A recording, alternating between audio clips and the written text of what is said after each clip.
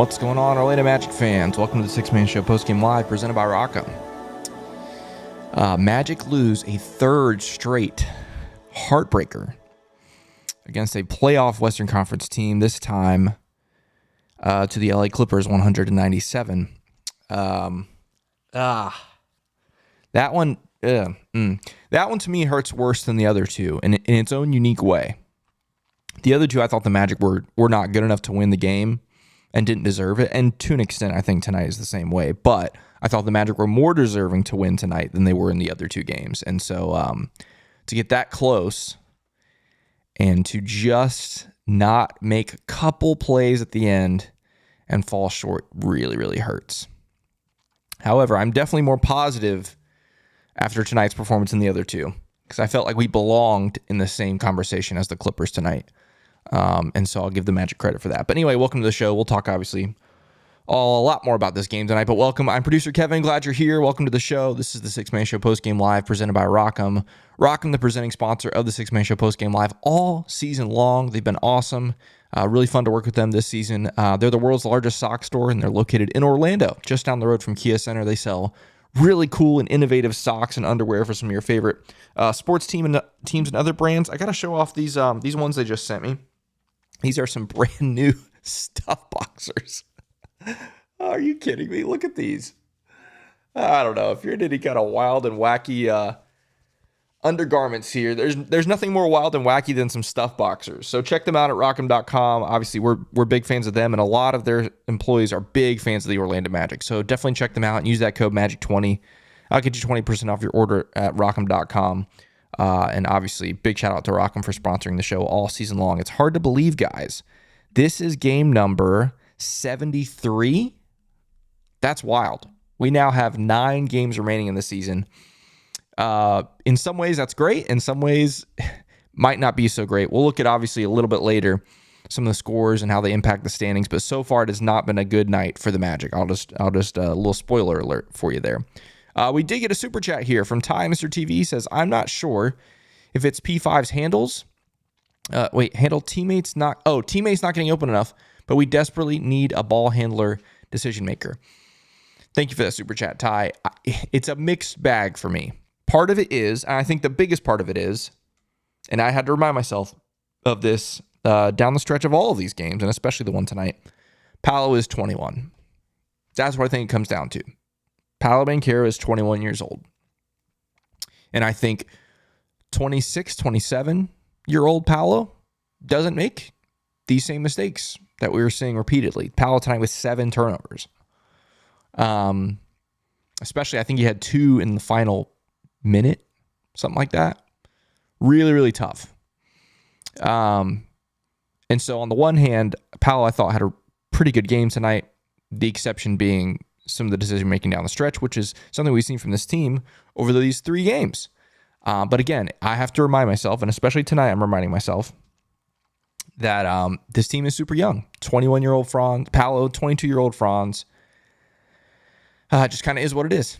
And young teams lose games like these, but these are all learning experiences, hopefully, for this team. Another super chat coming in here from Soul Train says, really impressed by Suggs lately. Suggs, I mean, he's the heart and soul of this team. He really is. The players have said it. Fans say it. I mean, it's just, you can't argue with it. He is the lifeblood of this team. And man, when we were rolling in that fourth quarter and Suggs, forced that turnover and got the crowd into it and everything, I felt like we were in good shape. I felt like, okay, finally we're going to see one out.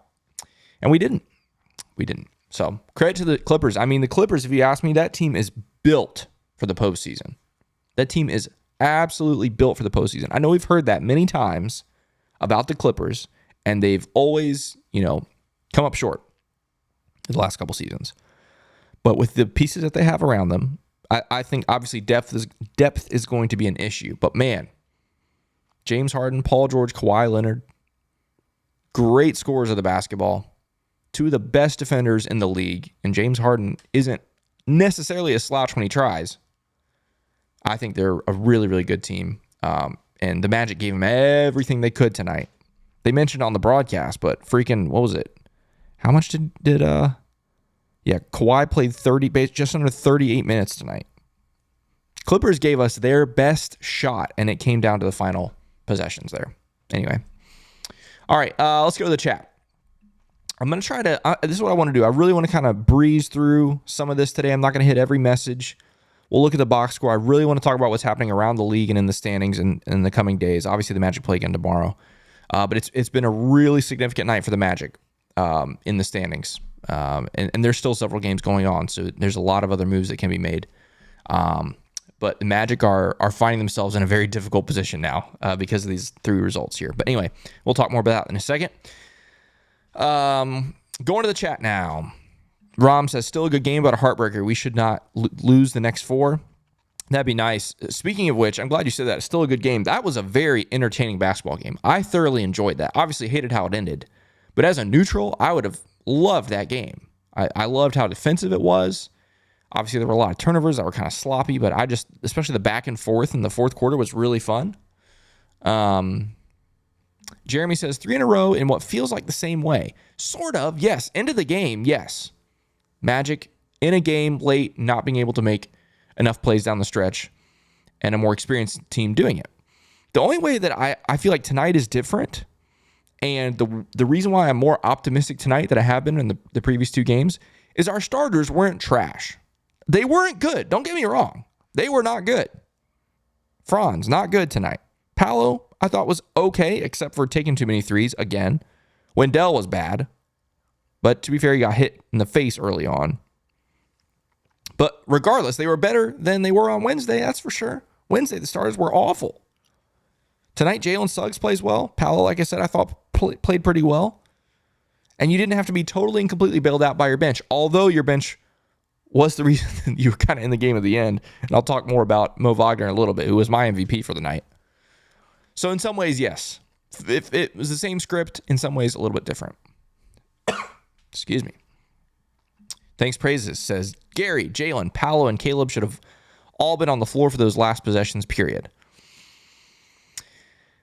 Yeah, it's tough. Obviously, you need a 3 at the end there. Credit to Franz for getting open. It's hard to do that. It's super hard in this league.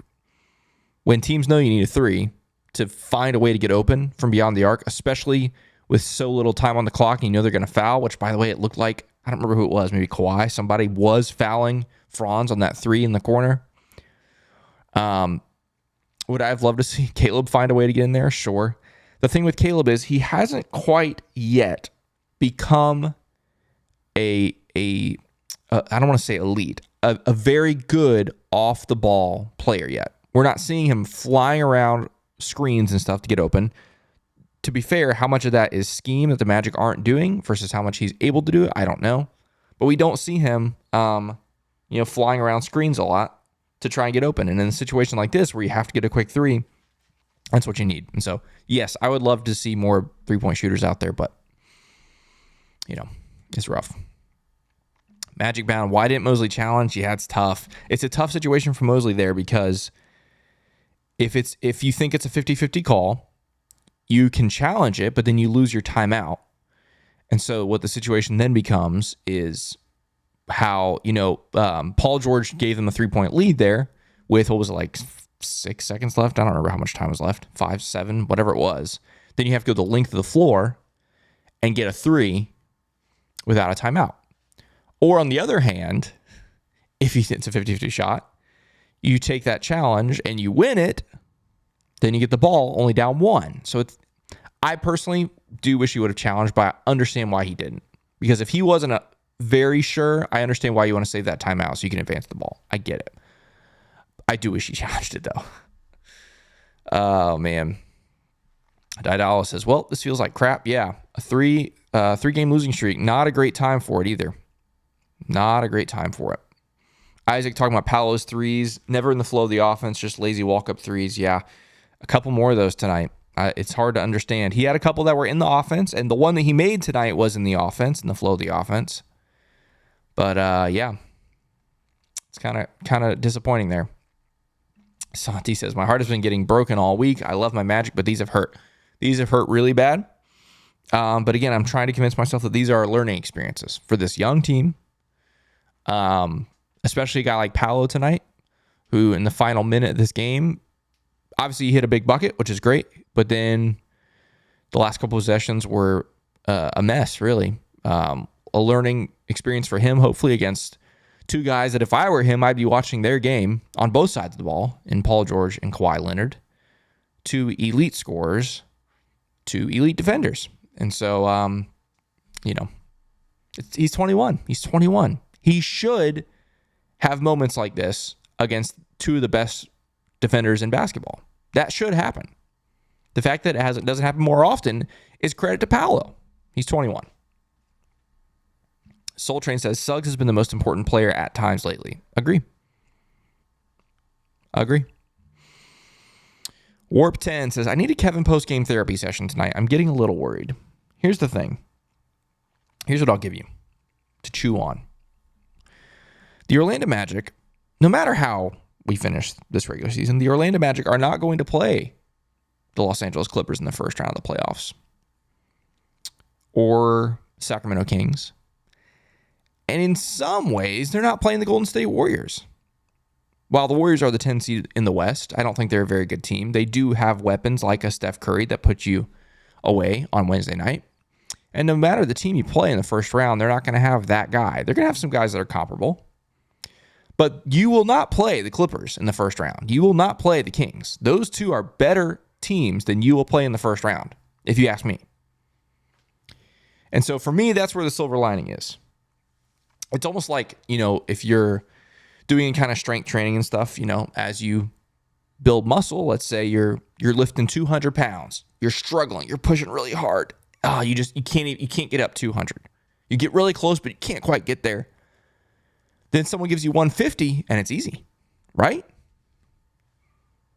I'm not saying it's going to be easy in the playoffs. It's not. But I'm saying if there's a silver lining, you're not playing this Clippers team in the playoffs. And again, I have to reiterate, the Clippers gave you their best shot tonight. That was the Los Angeles Clippers' best shot. You can see it in the stats, in the minutes that were played. That was their best shot. And it took them a great possession there at the end, and then a terrific shot by Paul George over Jonathan Isaac to put the game away. That's why I'm not as devastated or frustrated tonight as I have been with the other two. Just a couple plays missed. Oh, Peacecraft, yeah. 2 games in a row with late game shenanigans, missing key free throws, poor play from Paolo in crucial moments. Missing key free throws. I wanted to talk about this. The Magic, I believe, were 9 of 9 from the free throw line going into the fourth quarter. It was something like that. I know they started 9 of 9. I don't know if they were 9 of 9 going into the fourth, but it was around there. And they ended 11 of 15 for the game. So they went 2 for 6 in their last 6 free throws. After we started 9 of 9, after the horrible free throw shooting we had on Wednesday, start 9 of 9, and then we just kind of collapsed. Mo Wagner went 0 for 2 from the line. I know Franz missed 1. Paolo missed 1, and that's it. Yeah, those are your misses. Yeah, tough in the fourth quarter. Oh, man. Yeah, Gary says the Ingles to Mo connection. Again, all right, I'll take this as my opportunity to talk about Mo Wagner. Mo Wagner, for me, was the MVP of this game for the Magic tonight. I really thought he was. I really did. A couple times tonight, both in the first half, but then especially in the second half when this team felt kind of down and out of it, Mo Wagner came into the game and just was super assertive against an interior defense that he was facing without Zubac for the most part, against Mason Plumlee for the most part. He was facing them and just took over, said, this guy cannot stop me. So I'm going to take over and I'm going to score. Credit to him for being assertive. Credit to Joe Ingles for finding him. I thought Mo Wagner was the MVP for this team. I really did. I think without him, this game might have gotten away from the Magic. Joseph Chubb, this is interesting, says 7-30 when we're not winning after 3 quarters. I don't know why I'm not hearing anyone else talk about this. Well, I didn't know that. That's an interesting stat. So only 7, fourth quarter come from behind wins. Now, it doesn't mean the Magic couldn't have been behind in the fourth quarter later and come back. But I'm saying down, headed to the fourth. That's very interesting. 7-30. Not great. That is not great. Ross says, Paolo turnover absolutely killed us. Yeah. Rough. Thanks, Praises says, ladies love the stuff fundies. Facts, man. Facts. They'll also love it more if you get if you save 20% on those undies by using that code Magic20 at rock'em.com. Lots of people talking about the Paolo turnovers. I know it's rough. Steven says 17-4 run in the fourth, up 94-89 with 4:39 left. Then PG-13 had to spoil it all. Yeah, so you get outscored 11-3 in the final 4 minutes or so. That's rough. That is rough. But again, credit to the Clippers. It's what they do, you know. It's crazy. Man, I really thought we were going to win this game tonight, guys. I really did, especially at that moment. Rough. Yeah, Jory, this is how I feel. It says we played way better tonight. Can't get too mad at this loss compared to the last two. Also, Paolo should watch Kawhi tapes. His fundamentals are top-notch. Yes, I love Kawhi, how he gets in the paint. When he does choose to back, he doesn't do a ton of backing guys down. Paul George does that more. But, yeah, again, two great guys for Paolo to watch. Axis says we better take it on the Grizzlies by 30. Yeah, second night of back-to-back is tough. Grizzlies haven't played since Wednesday. They've got 2 days off. It's going to be tough, but I hope we can do that. Grizzlies are not a good basketball team, and we owe them. We got one of our, probably, if you ask me, like our first or second worst loss of the season was that game in Memphis. Got to be better against them tomorrow.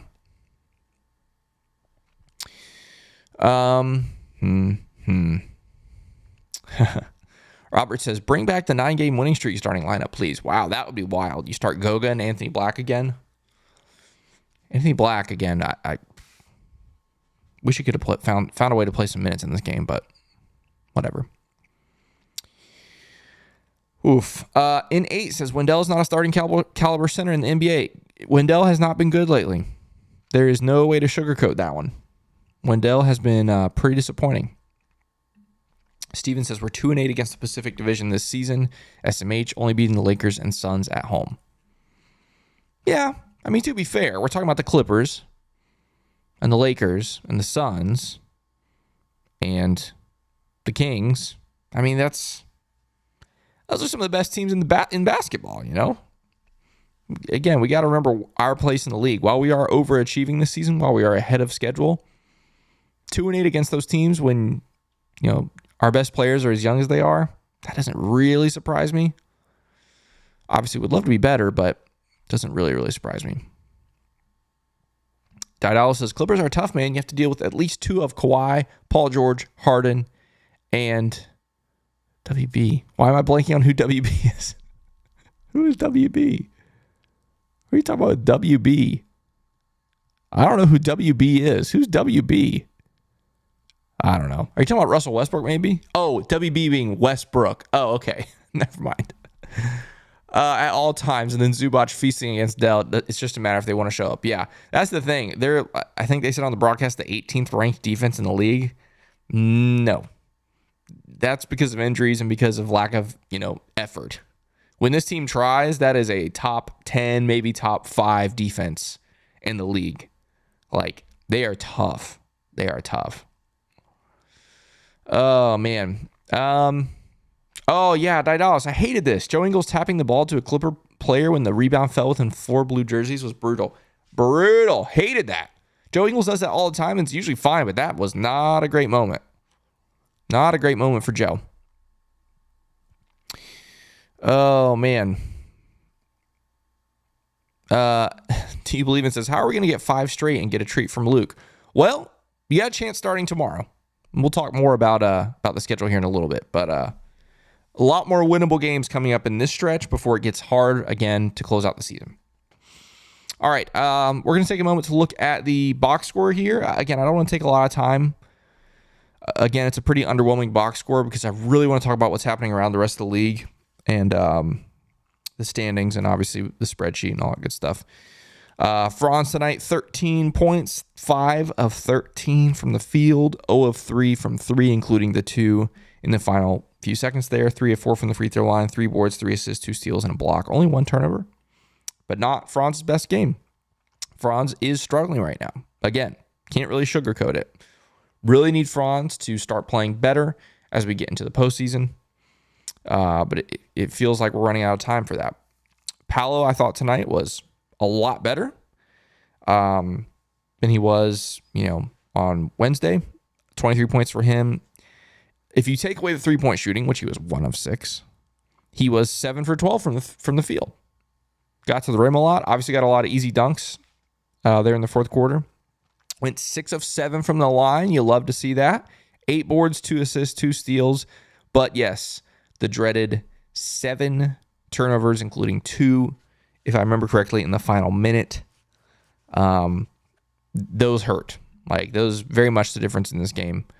Those turnovers, whether it was the ones at the end or ones earlier in the game, 7 turnovers is going to lose you games.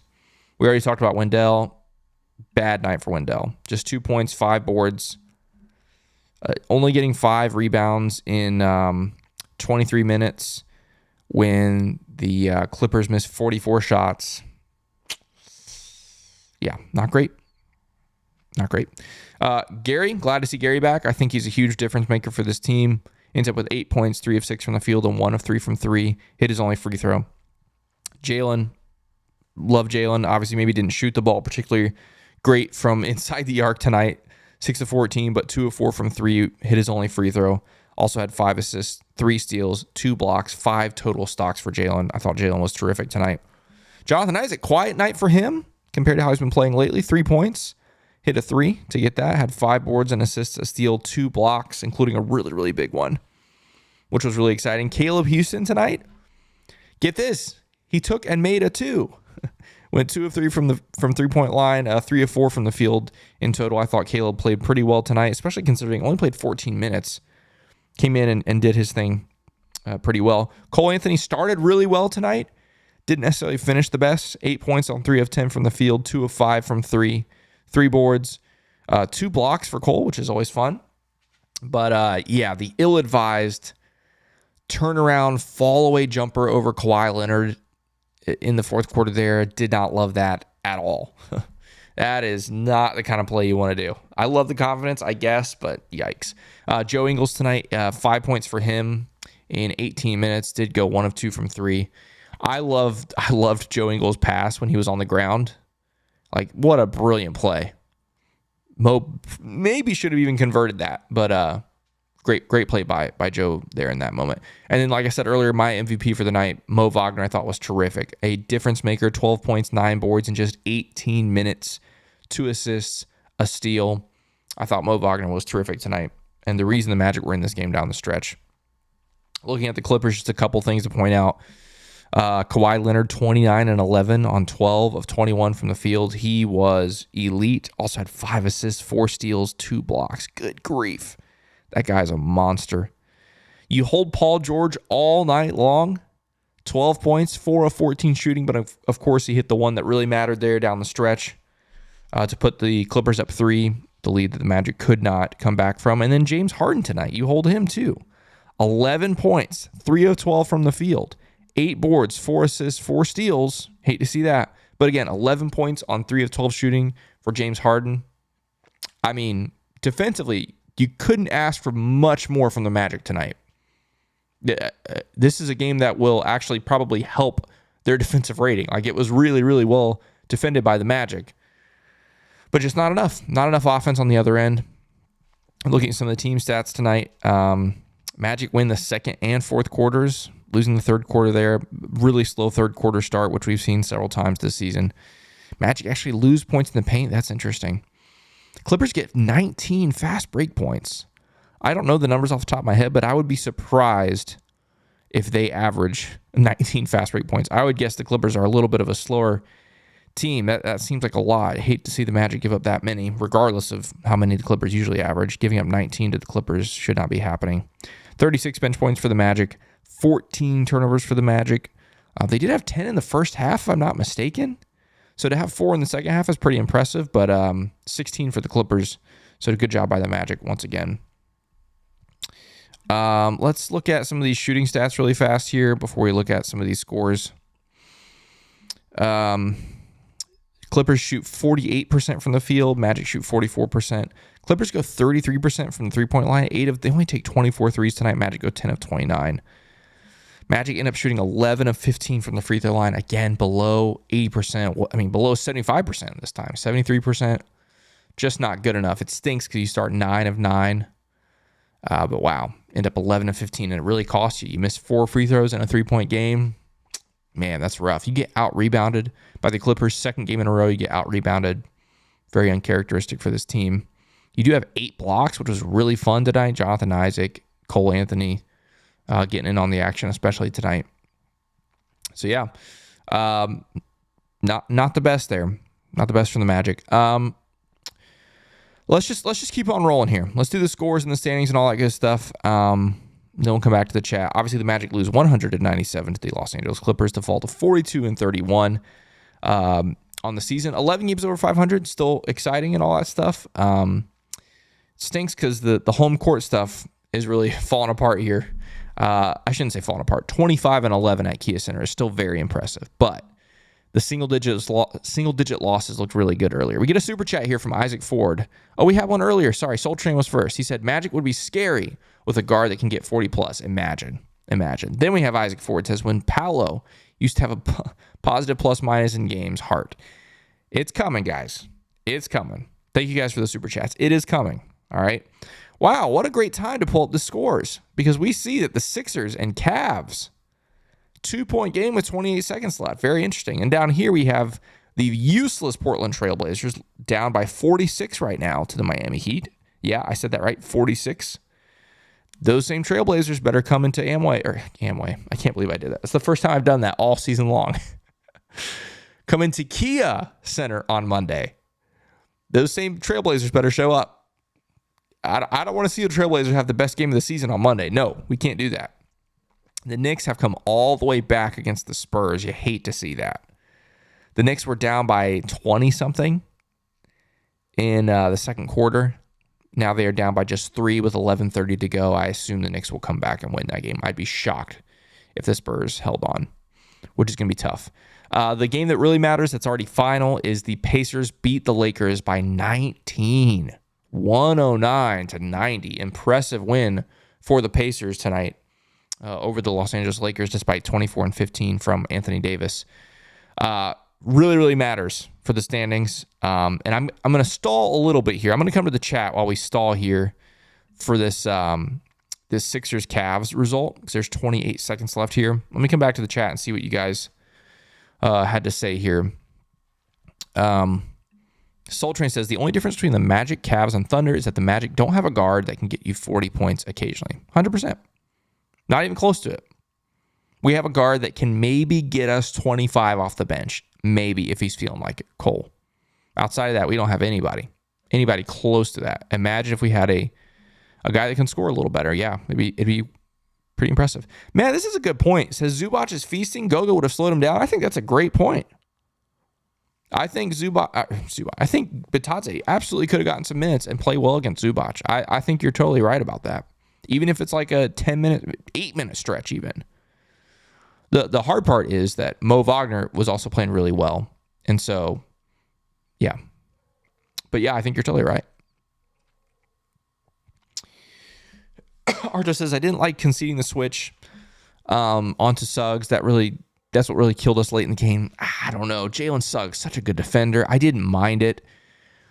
I wish maybe Jalen went for the strip on that that shot there at the end. Oh, the 76ers scored here. Okay, they're only down 1.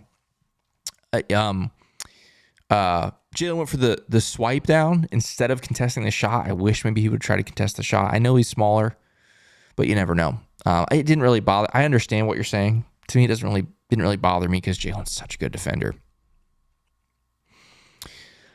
Nathan says, I think Franz is exhausted. He played a lot of basketball over the last year. I would like to see him take a summer off. But I understand that he won't, since he wants to play for the national team. Yeah, it's a tough place for him to be right now.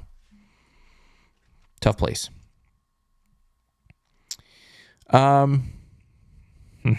Skipping ahead a little bit here. We did just get a super chat here from Shahin. He says, Mose should have trusted his guys and challenge. He's wasted his challenge on worse plays. That's true. Should have sold high on Dell or not. Also, like and sub. First off, thank you so much for that. That's a great point. If you are hanging out with us tonight, please hit that like button. This is fun to be hanging out here at almost 10 o'clock on a Friday night after a very disappointing loss. So please, If you're enjoying the content, whether it's just tonight or the entire season, if you've been hanging out with us, please hit that like button. We're coming down the final stretch. Every like matters. Thank you, Shahan, so much for that super chat. Also says, should have trusted his guys and made that challenge. Again, I don't disagree with you. I think a challenge probably would have been the right move there. But unfortunately, didn't happen there. Isaac says Pacers can beat good teams. Must be nice. Here's the thing. It's kind of crazy. 3 teams. I got this stat from Luke Sylvie, by the way. 3 teams in the Eastern Conference are 500 or better against teams that are 500 or better. Of course, those Boston Celtics are 1. The Milwaukee Bucks are the 2nd. And the Indiana Pacers are the only other team in the Eastern Conference that have a above 500 record against teams that are above 500. Impressive. You're right. Pacers beat good teams. It's kind of interesting. Colin, I'm glad you said this. Marcin Gortat in the building tonight. Sad that we let the Polish hammer down. Yeah. Always have a soft spot for Marcin Gortat. Super fun to see him in the building tonight.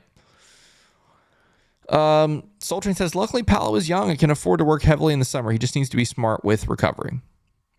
Yeah, here's the thing with Paolo. This is a game that he's going to look at. You talk about working in the summer. This will be a game he looks at in the summer. This will be one of them where he looks back and goes, okay, what did I do here? How did Kawhi Leonard, Paul George handle what I did?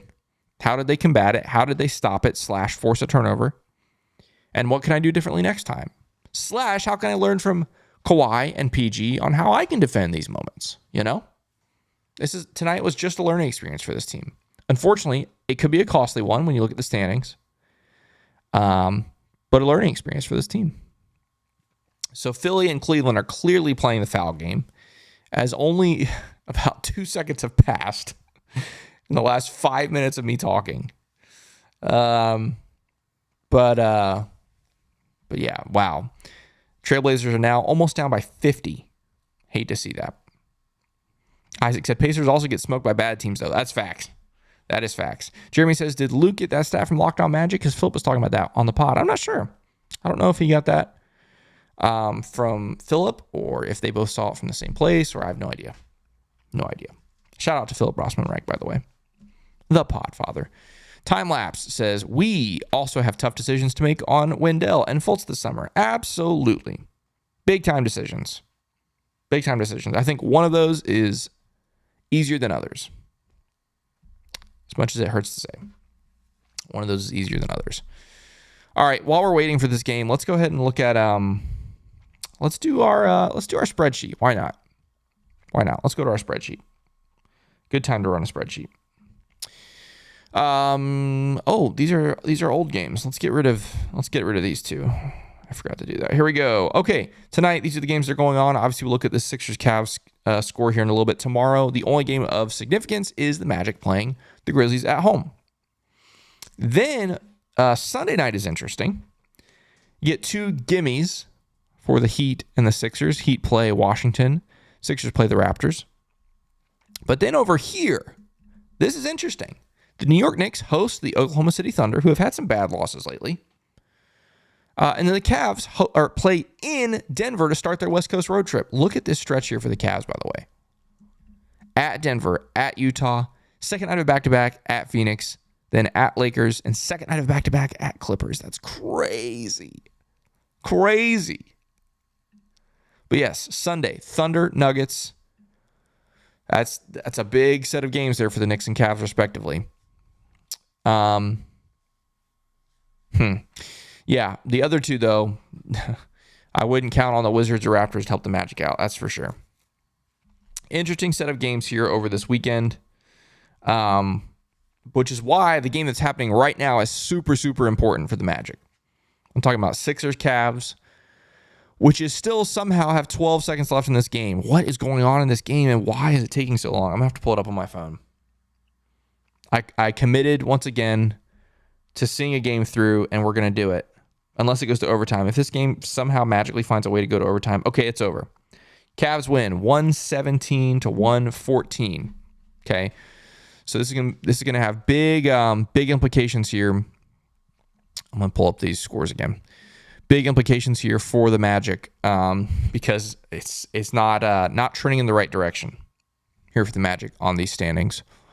I need ESPN to make this game go final so that the standings can properly reflect this. I'm going to refresh this for now, and I'll refresh it here in a second. Because, let's see, 44. Okay, so this does not reflect the Cavs victory that just happened. The Orlando Magic right now are now 2.5 games back of the Knicks. That feels pretty, not quite insurmountable, but pretty close to it. If you didn't notice on that spreadsheet, I already took the Bucks out. We're not catching the Bucks. We're 4 games back. It's not happening.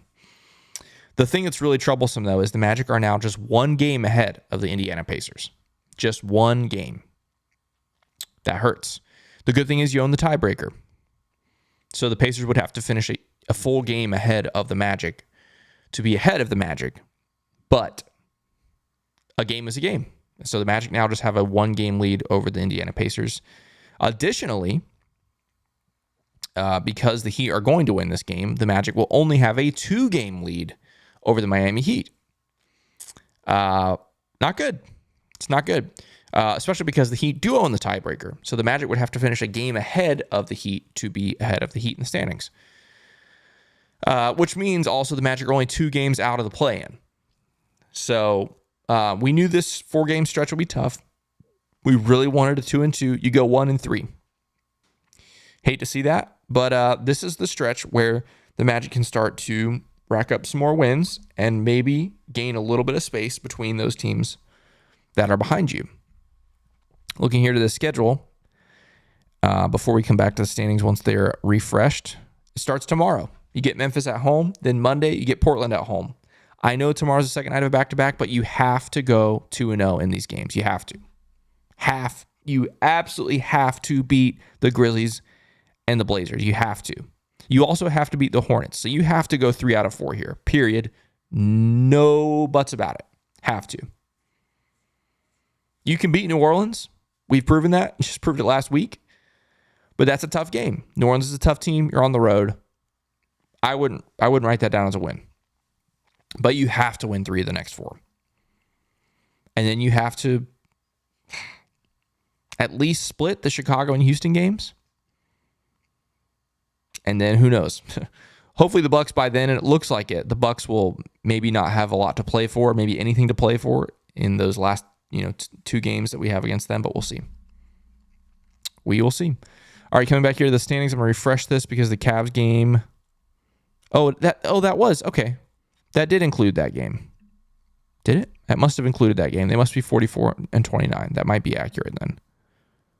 I thought they were 44-29 coming into this. I don't know, guys. I'm about out of time here.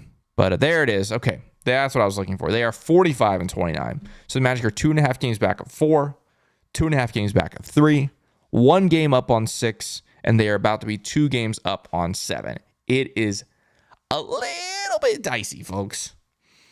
That 4 seed that we were hoping for, the 3 seed that we were hoping for, starting to look a little more cloudy. Not out of reach yet. Not out of reach, especially considering the Cavs. That schedule we just looked at. Brutal schedule coming up for the Cavs. Knicks, on the other hand, let's just look at the Knicks really fast. We'll wrap it up with this. I'll go to the chat after this. We'll hit this schedule, go to the chat, and we'll call it a night. Knicks, not that tough of a schedule, right? I mean, you get OKC that we talked about on Sunday. That's a tough one. Although, actually, I need to check on this Knicks game. They're down 8 with 8 minutes to go. Okay. Come on, San Antonio. That would be kind of crazy. But then OKC on Sunday, that's a very tough game. Miami, who knows what Miami team is going to show up there. Sacramento, that's a tough game. Milwaukee, will they still be playing for something? Who knows? You get 2 Chicago games at Boston. Boston has everything already clinched. Boston will have nothing to play for that night. And then Brooklyn and Chicago to close it out. It's a lot of winnable games. I expect Chicago to get one of those maybe. Sacramento, Miami, Oklahoma City. Tough games. Outside of that, it's a lot of wins for the Knicks. I think the 3 seed is looking pretty tough. But the 4 seed, I think, is still very much for the taking. So we'll see what happens. The big thing for the Magic, they got to stay out of the play-in. They got to keep Miami at bay. Unfortunately, the Magic number is still 8. I was hoping the Magic could win this night so that number could go down. But yeah, the magic number is still 8. 8 wins, a combination of 8 wins or Heat losses. That's the magic number. All right. Last thoughts here from the chat. We got to call tonight. I've gone 42 minutes and a loss. That's gross.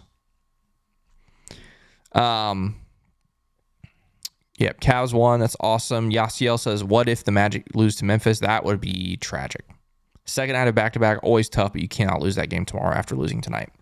Didalo says, good. Thank you, Cavs. We're looking down at teams like the 76ers, not up at the Cavs and Knicks. I don't know. I'm still looking up. I'm greedy. I'm still looking up, but I definitely understand why some people are doing that. Steven says, as long as we're not in the play-in and win the division over the Heat, I'll be satisfied. I agree, man. That'd be awesome. Home court advantage is what I really want, but we'll see. Matthew says, the Magic are going to win the next 2 because if not, then why even play in the playoffs for an easy sweep for the opponent? This team has serious work to do. We'll see. And Soul Train says, I still believe you and me both. That's going to do it for us tonight. Thanks for hanging out, everybody. It's been a fun one, even though it was a loss. I still feel more positive about this loss than I did the other 2. We'll be right back tomorrow, though. Magic, Grizzlies, 7 o'clock tip-off. Win, loss, doesn't matter. We'll be right back here to recap it all. Got to get a win. Got to find a way to win that game tomorrow against the Memphis team that you're definitely better than. So enjoy your Saturday, everybody. We'll be back tomorrow. But until then, let's go Magic.